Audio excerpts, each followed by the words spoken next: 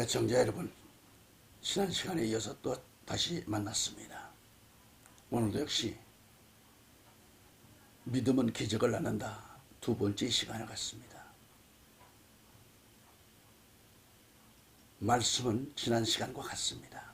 마가복음 5장 25절로 34절입니다. 말씀을 제가 봉독하고서 또 전하겠습니다. 12년 동안 유출병을 앓고 있는 어떤 여인이 있었는데 여러 의사에게서 많은 고통을 받았고 또 가지고 있던 것도 다 모두 허비하였지만 조금도 나아지지 아니하고 오히려 병세만 악화된지라.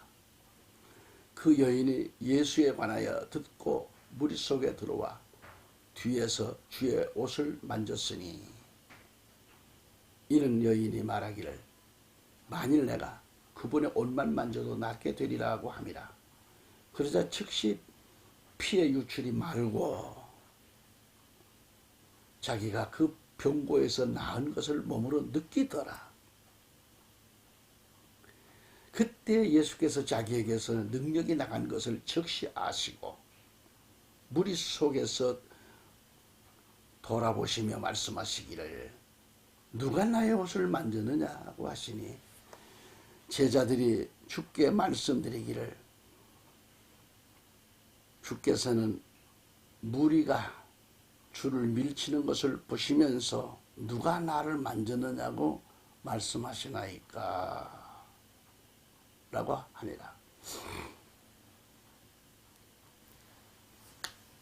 자, 예수께서 또 말씀합니다.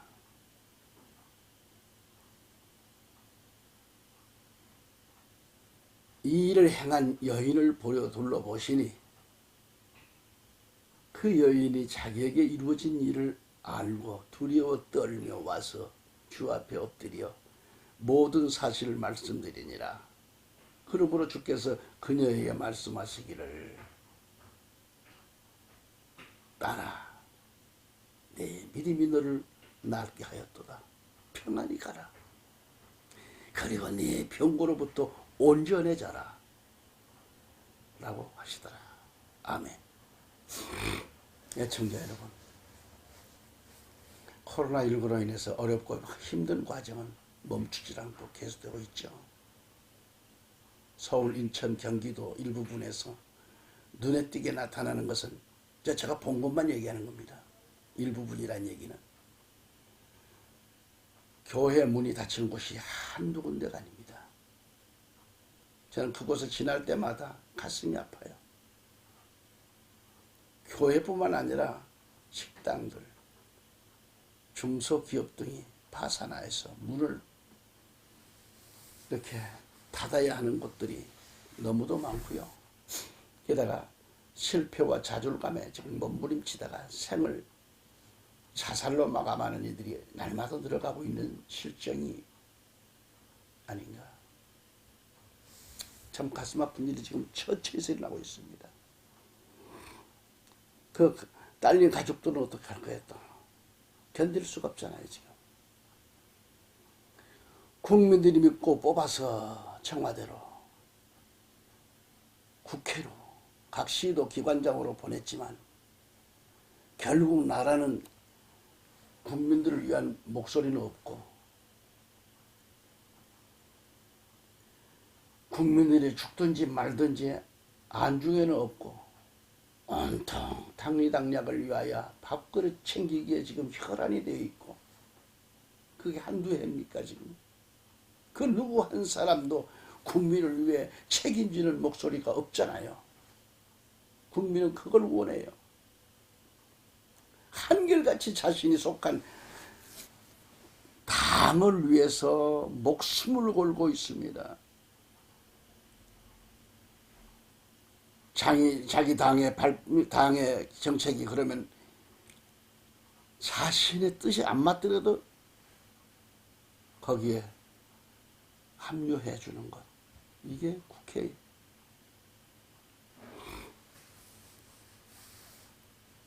그러니까 국가와 민족을 위한 정치는 없어요. 지역 발전을 위하여 목소리를 높이고 일하는 정치자가 없습니다.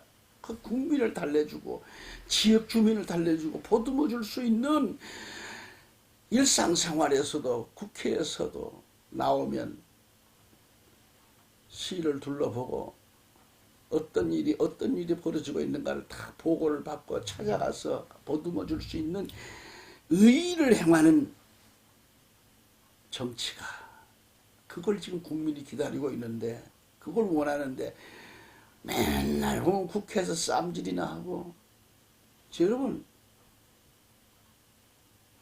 거기에 대해서 좀 험담하고 국민 한 사람으로서 말하면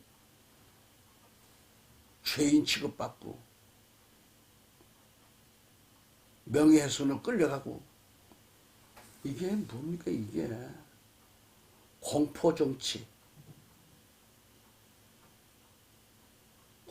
지역을 위해서 봉사하는 정치가 아니라 공포정치. 무섭습니다. 국민이 이렇게, 온 국민들이 힘들어하고 중소기업이 다 파산되고 교회 문이 닫히기까지 이렇게 만들었으면 나 같으면 밥을 못 먹어야 돼요.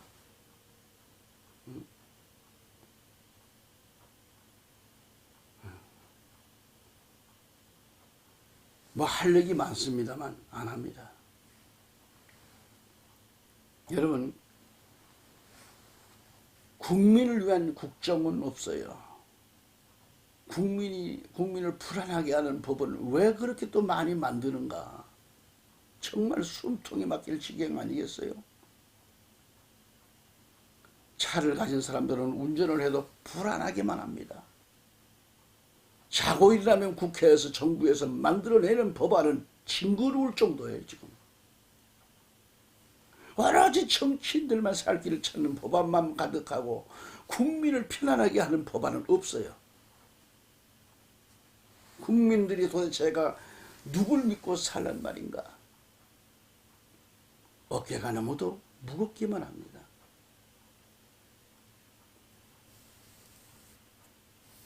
제가 70대가 넘었고 살 만큼 살아갔지만 앞으로 우리 젊은이들이 문제예요. 이 엄청난 빚을 안고 살아야 할 것이며, 선배 정치인들이 저질러 놓은 엄청난 이 비리 때문에 그걸 다 안고 가야 될 것인데, 우리 대한민국 젊은이들이 정말 걱정입니다.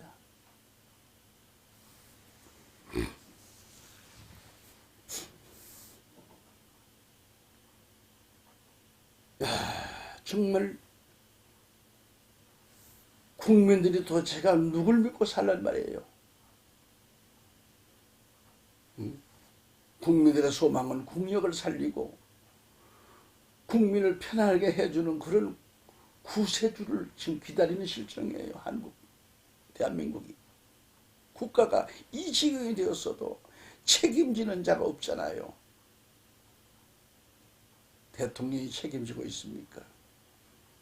자기가 저질러 놓은 일을 책임지고 있습니까? 국회가 책임지고 있습니까?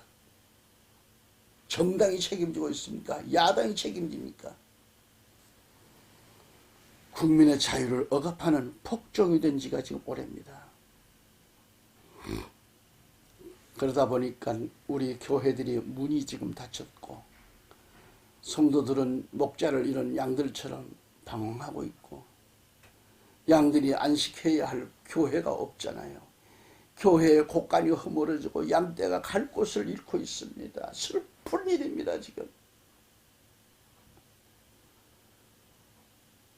현재 목자를 잃고 방황하는 우리 한국교회 성도들,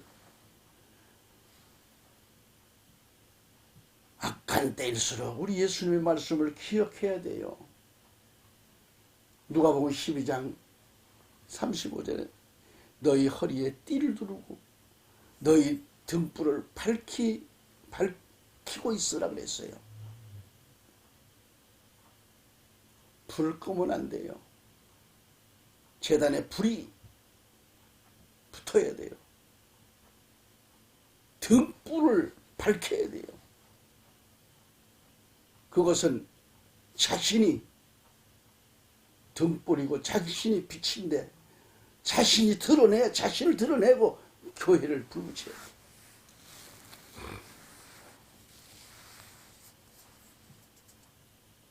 에베소 4장 3절에 말씀할 대로 화평의 띠 안에서 성령의 하나됨을 지키도록 열심히 노력하라고 그랬어요.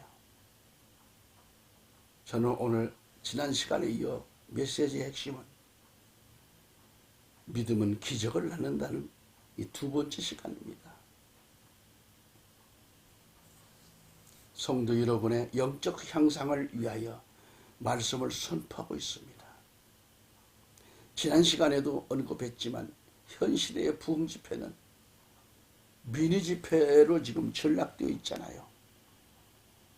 설교가 짧아졌어요. 부흥 집회하면 보통 2박 3일이면 집회가 끝이 납니다. 설교가 길어져도 몸살을 앓는 시대입니다. 그래서 유명한 부흥사는 설교를 짧게 한다지요. 그러면서 부흥사는 자기 할 일을 지금 다 한 줄로 착각한다니까요. 예를 든다면 중환자를 칼만 댔다가 마는 거죠. 상처를 곪은 곳을 오려내야 되는데 칼만 갖다 칼끝만 댔다가 말았어요. 그럼 그 중환자가 살아납니까?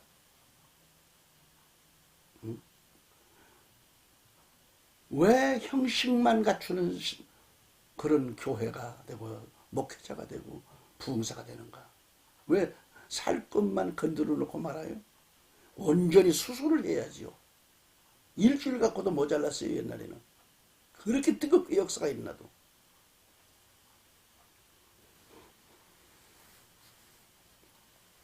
저는 정말 그럴까요?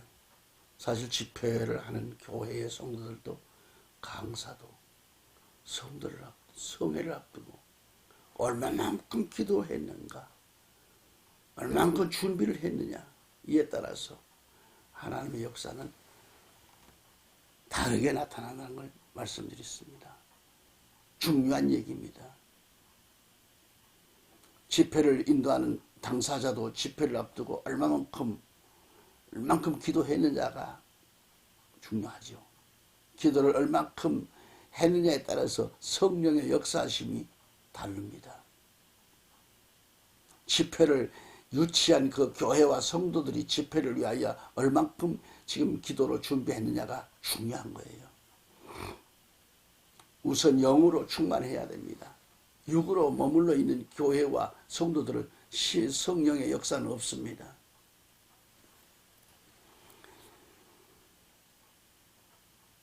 로마서 8장 6절을 가보면 영의 생각은 생명과 평안이니라고 했지요. 로마서 8장 6절에 가보면 육신의 생각은 사망이요 영의 생각은 생명과 평안이라고 했지요. 로마서 8장 9절에 가보면 만일 너희 속에 하나님의 영이 거하시면 너희가 육신에 있지 아니하고, 만일 너희 속에 하나님의 영이 거하시면 너희가 육신에 있지 아니하고, 영에 있나니 누구든지 그리스도의 영이 없으면 그리스도의 사람이 아니라 했습니다. 나와 여러분이 가장 시급한 게 뭐냐? 내 생각입니다. 육신의 생각을 영의 생각으로 바꾸라는 것이 시급한 거예요. 육신의 생각은 빗나가기 쉽습니다. 그거 갖고는 안 돼요. 신앙생활이 될 수가 없어요. 육신의 생각은 오로지 자신만을 위해서 계산하고 자신만을 위해 살고 자신의 그 유익만을 위해서 생을 바칩니다. 자신의 쾌락만을 위해 사는 거죠. 영적인 삶은 안중에도 없습니다. 이 모양으로 살다 보니까 신앙생활이 맛이 안 납니다.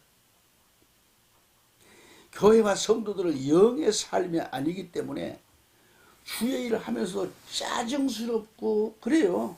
짜증스럽고 그래서 헌신할 마음이 있어요? 없어요. 그냥 교회만 왔다 갔다 할 뿐이죠. 이게 바로 영적으로 병든 삶이 아닌가. 이것을 말씀을 통해서 대수술 받는 것이 내가 사는 비결이고 축복의 비결이에요. 생각이 병들었고 마음이 병들었고 믿음이 병들었다면 올바로 신앙생활을 할 수가 없잖아요. 신앙생활이 힘들게 되면요, 자연히 원망과 탄식이 나옵니다. 그리고 평안이 없습니다. 기쁨이 없습니다. 평안과 기쁨이 없어졌으니까 나타난 게 뭐예요? 원망과 탄식이 본물을 이룹니다. 밤과 낮으로 썩고 냄새만 풍깁니다. 썩을 것만 생각하고 찾아다닙니다. 이렇게 되었으니 무슨 축복이 임하겠는가? 이 시대에 그러한 썩은 신앙인들이 많습니다. 이 방송을 듣고 이 방송을 지금 접하고 있는 여러분은 그러한 분이 있을지 몰라도 오늘날 교인들 가운데는 참으로 많습니다.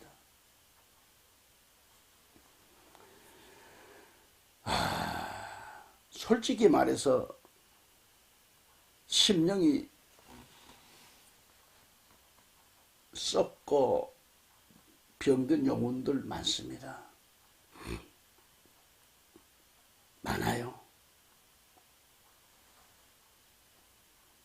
혹 우리 가운데 그러한 대상자는 없나요?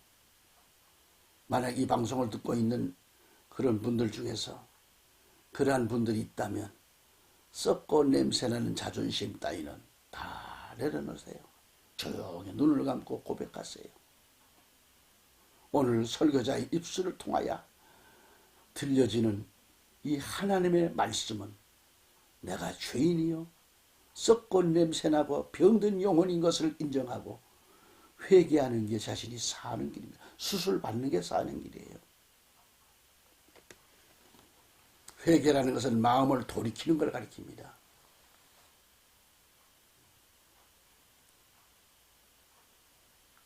곁길로 가는 것.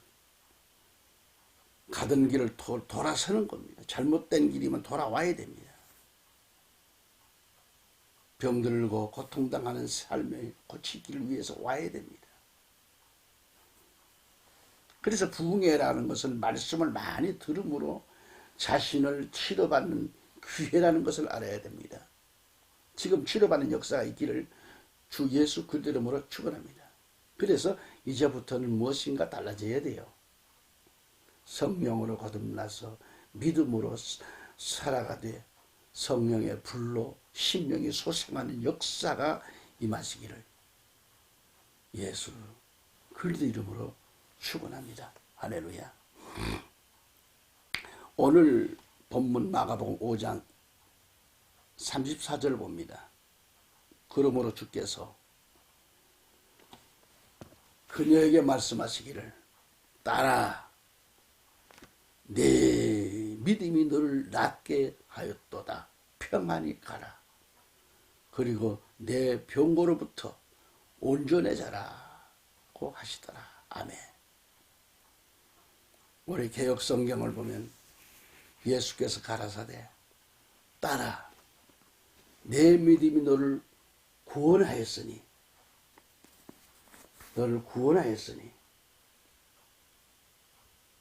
평안히 가라.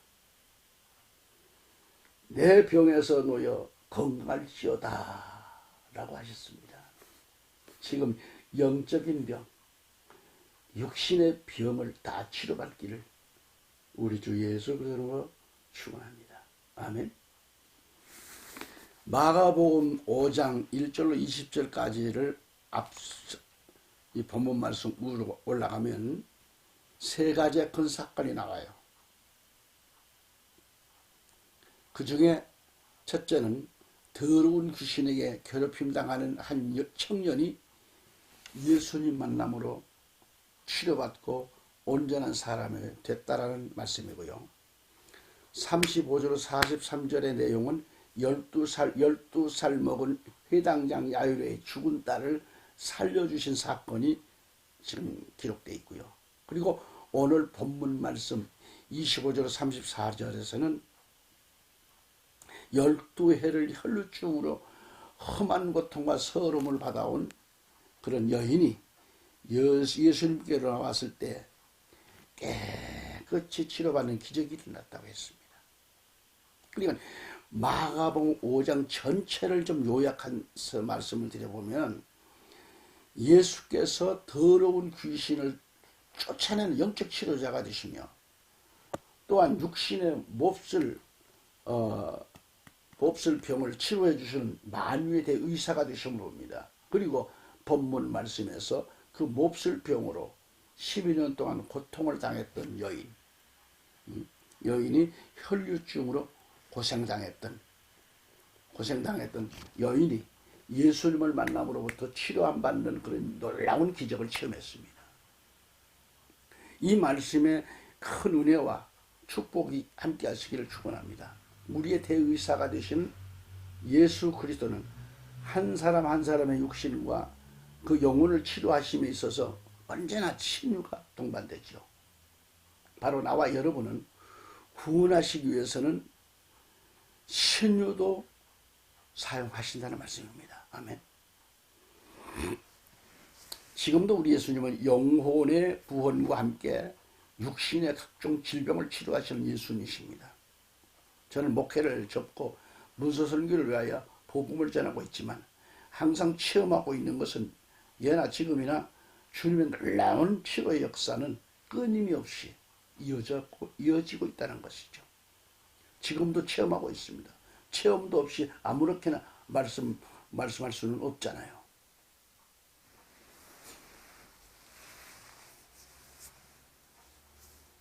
목회자와 함께 사는 아내도 믿음이 없을 때가 있습니다.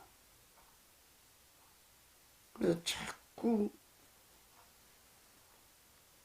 병원과 의사만 의존하려고 그래요. 그래서 한 번은 우리 조광수 목사님께 안수를 받았고, 그래도 그때 좀 이렇게 한 며칠간은 또 힘을 얻더라고요. 밥맛이 난다 그러고. 근데 밥을 못 먹어요.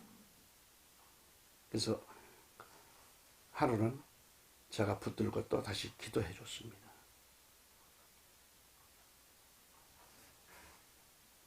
언제 그렇게 고통을 당하고 있느냐? 허리도 힘이 없어서 지금 숟갈도 못 들 정도로 지금 탈진되어 있는데, 밥을 막 먹으면서 이제 힘이 난다는 거예요. 같은 가족인데도 하나님의 역사는 놀랍게, 남편인 목사의 손을 통해서 하나님께서는 놀랍게 역사해 주시더라는 거죠.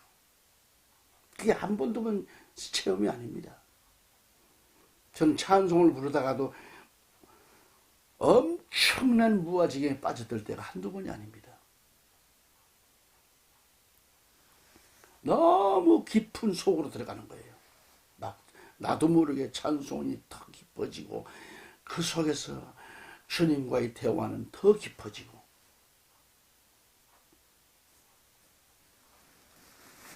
지금도 우리 예수님은 영혼과 함께 육신의 각종 질병을 치료하시는 예수님이시잖아요. 저는 목회를 이렇게 하고 있습니다만 이제는 접고 문서선교 방송만 하고 있습니다. 신문방송, 신문을 지금 발간하고 있고요. 부흥회를 다니면서 많은 사람들로 하여금 간증을 들어봤지만은 그들 중에는 병들어서 좋다는 약은 다 복용해 보았어도 아무런 효험이 없었다는 거죠. 병원을 수없이 찾아다녔지만 치료받지를 못했다라고 하니, 그러나 자신의 죄를 회개하고 예수님을 영접했더니 육신의 질병은 물론 영혼의 구원도 받았다고 합니다. 할렐루야. 그 중에는 가난도 빈곤도 이제는 축복으로 바뀌어서 하나님의 놀라운 은혜로 산다는 거죠. 우리에게 가장 귀한 것이 무엇인가? 내 혼에 귀한 것을 알아야 합니다. 내 혼이 귀하다. 영혼이 귀하다. 가장 귀한 것이 내 혼입니다. 어떤 사람들은 자기 자신의 혼을 아무도 가치없이, 너무도 가치없이 그냥 여기고 있잖아요. 육신의 것은 너무도 귀하게 여기면서 자신의 영적인 것, 영혼에 대해서는 찌그러지고 형편없는 냄비보다 못한 자로 취급을 받는 것입니다. 여러분, 우리나라 사람들은 차를 새롭게 구입했을 때는 차를 너무너무 귀하게 여깁니다. 아낍니다. 그래서 아침 저녁으로 차를 닦고 지극정성으로 관리하고 선수 세차를 한다. 아주 오일과 광약으로 광을 내는 등 아주 참 정성을 쏟습니다. 하지만 정작 자신의 영혼에 대해서는 관심이 별로잖아요. 이는 심각한 거예요. 성경에 보면 우리 주님은 우리의 영혼을 온 천하보다 귀하게 여기신다고 했어요. 그런데 자신은 자신의 영혼을 찌그러진 냄비만도 못한 것으로 관심도 없어요. 특히 내 영혼을 담고 있는 육체는 하나님의 성전이라고 했습니다. 그런데 사람들은 자기의 자가용은 그토록 세차를 하고 광택을 내느라고 수고를 아끼지 않으면서 하나님의 성전인 자신의 영혼에 대해서는 무관심합니다. 우리가 알아야 할 것은 하나님의 성전인 몸을 병들게 하고 죄악의 몸을 사용한다면 하나님은 기뻐하시지 않아요. 그래서 출애굽기 15장 26절에서 하나님은 뭐라고 했어요? 병을 치료하시는 여호와라고 말씀하십니다. 하나님의 치료의 역사는 두 가지 면에서 생각할 때 적극적인 면과 소극적인 면이 있어요. 이게 적극적인 면에서 우리 하나님은 병을 허락하시는 분이 아닙니다. 출애굽기 15장 26절에 볼까요? 가라사대 너희 하나님 나 여호와의 말을 청종하고 나의 보기에 의를 행하며 내 계명에 귀를 기울이며 내 모든 규례를 지키면 내가 하나님이 애굽 사람에게 내린 모든 질병의 하나도 너희에게 내리지 아니하리니 나는 너희를 치료하는 여호와이니라. 아멘. 이 말씀대로 우리 하나님은 병을 주는 하나님이 아니시란 말이에요. 그래서 소극적 면에서는 하나님은 치료하시는 하나님이십니다. 병을 치료하시는 하나님도 좋으시지만 질병의 하나도 내리지 아니하시는 하나님, 건강하게 하시는 하나님은 더욱 감사하신 하나님이죠. 아멘. 예수님은 이 땅에 오셔서 하나님의 구원 사역을 이루실 때 치료의 은사를 베풀어 주셨어요. 지금도 우리가 하나님의 역사를 보고 놀라는 것은 예수님 당시이든 사도시대이든 오늘까지도 하나님의 신유의 은사는 척추에서 지금 일어나고 있어요. 안 해서 그래요. 목회자들이 안 해서 그래요. 믿음으로 손 올리면 될 텐데 말이죠. 안 해요. 겁을 먹어요. 우리가 가진 사복음서를 볼지라도 우리 예수님의 신유의 역사는 그 핵심을 이루고 있잖아요. 근데 왜 못 믿어요? 특히 성경을 많이 보고 있지만 신기하고 놀라운 하나님의 말씀이 너무도 많고 감사드리지 않을 수가 없잖아요. 안진뱅이가 일어나 걸어가는 사건이 없는가? 귀머거리에 귀가 열려서 말씀을 다 듣는 역사가 일어나지 않는가? 앞을 볼 수도 없었던 소경이 눈이 열려져서 모든 사물을 다 분별하고 알 수 있는 기적이 일어났고 벙어리가 혀가 풀려가지고 혀가 풀려서 말을 하지 않는가? 중풍으로 고통당했던 여러분, 그런 사람들이 예수님의 말씀으로 깨끗하게 받고서 마구 일어나 걷는 역사가 일어나지 않는가? 꼽치의 허리가 펴가지어서 바로 서서 걸었던 기적이 없는가? 각색 질병으로 고통당했던 사람들이 치료 안 받고 기쁨이 충만해졌던 그런 일들이 얼마나 많은가? 그 외에도 많은 기적과 이적이 있었어요. 신구약 성경의 내용들을 보세요. 놀라운 사건들이 아닐 수 없지요. 신구약 성경은 우리 하나님, 나의 아버지의 말씀이고, 당신을 위한 말씀, 당신을 살리는 말씀이고, 당신의 영혼을 위해서 주신 말씀이에요. 마태복음 4장 23절 말씀 듣고 마치겠습니다. 예수께서 온 갈릴리에 두루 다니사 저희 회당에서 가르치시며 천국 복음을 전파하시며 백성 중에 모든 병과 모든 약한 것을 고치시니 그의 소문이 온 수리아에 퍼진지라. 사람들이 모든 앓는 자 곧 각색 병과 고통에 걸린 자 귀신 들린 자 간질하는 자 중풍병자들 데려오니 저희를 고치시더라. 아멘. 애청자 여러분, 지금까지 시청해 주신 것 감사합니다. 다음 시간 다시 뵙기를 약속드립니다. 건강하십시오. 할렐루야.